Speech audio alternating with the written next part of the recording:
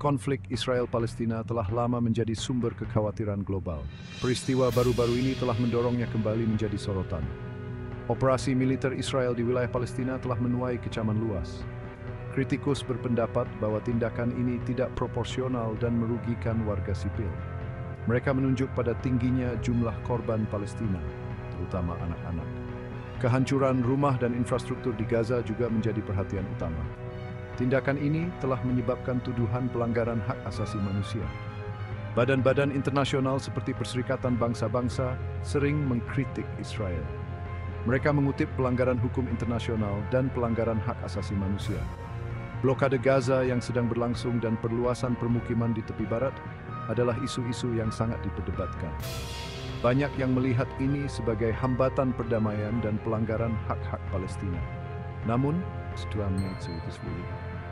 Israel pendukungnya yang berjuang yakon haknya membela diri. Konflik Israel-Palestina memiliki akar sejarah yang dalam. Ini dimulai pada awal abad ke-20. Saat itu, wilayah tersebut merupakan bagian dari Kekaisaran Ottoman. Wilayah ini memiliki mayoritas penduduk Arab dengan minoritas Yahudi. Konflik mulai terbentuk dengan munculnya Zionisme dan nasionalisme Arab. Zionisme, gerakan untuk tanah air Yahudi, mendapatkan momentum pada akhir abad ke-19. Banyak orang Yahudi memandang Palestina sebagai tanah air leluhur mereka. Mereka mulai berimigrasi ke wilayah tersebut dalam jumlah yang lebih besar. Imigrasi ini mengkhawatirkan penduduk Arab setempat. Mereka takut tergusur dari tanah mereka. Inggris mengambil alih Palestina setelah Perang Dunia Terbesar. Mereka mengeluarkan deklarasi Balfour pada tahun 1917 yang mendukung rumah nasional bagi orang Yahudi di Palestina. Deklarasi ini menjadi panggung bagi konflik di masa depan. Ketegangan antara imigran Yahudi dan penduduk Arab meningkat selama beberapa dekade berikutnya. Kedua komunitas berusaha menguatkan sakitnya.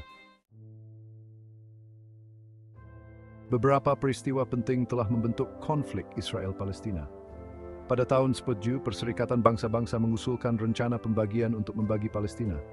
Para pemimpin Yahudi menerimanya, tetapi para pemimpin Arab menolaknya. Hal ini menyebabkan Perang Arab-Israel pertama pada tahun 1948. Israel mendeklarasikan kemerdekaannya pada Mei 1948. Negara-negara Arab tetangga menyerbu. Kemenangan Israel memperluas wilayahnya. Ratusan ribu warga Palestina mengungsi. Peristiwa ini dikenal sebagai Nakba. Perang 6 hari pada tahun 1967 adalah titik balik lainnya.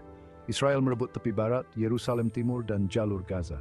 Wilayah-wilayah ini tetap berada di bawah kendali Israel hingga saat ini.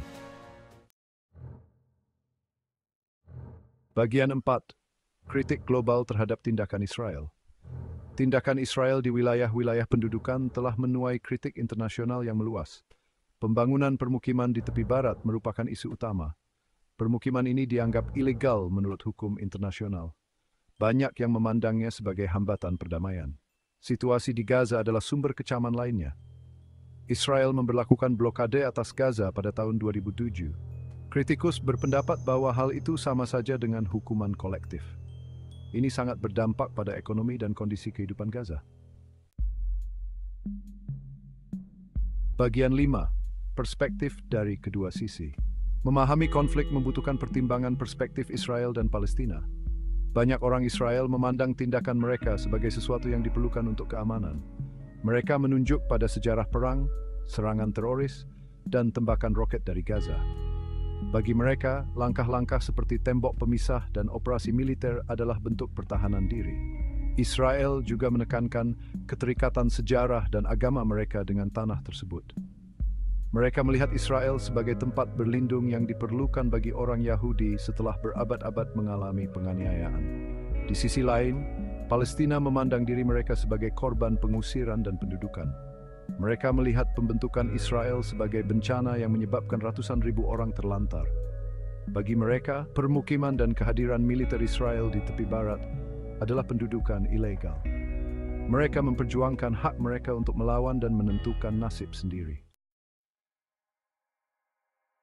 Bagian 6. Kesimpulan seruan untuk saling pengertian. Konflik Israel-Palestina sangat kompleks dengan kekhawatiran yang sah di kedua belah pihak. Ini berakar pada sejarah panjang klaim yang bersaing dan peristiwa traumatis. Memahami konteks ini sangat penting untuk memahami mengapa tindakan Israel menuai kecaman. Sama pentingnya untuk menghargai masalah keamanan Israel. Baik Israel maupun Palestina telah menderita dalam konflik yang telah berlangsung lama ini. Warga sipil di kedua belah pihak telah mengalami kekerasan, ketakutan, dan kehilangan. Komunitas internasional telah berupaya keras untuk menemukan solusi yang menangani semua masalah. Melangkah maju membutuhkan empati dan pengertian dari semua pihak. Penting untuk mengakui aspirasi yang sah dari kedua bangsa. Menemukan cara untuk mendamaikan tujuan-tujuan ini adalah tantangan utama. Pada akhirnya, perdamaian yang adil dan langgeng akan membutuhkan kompromi yang sulit.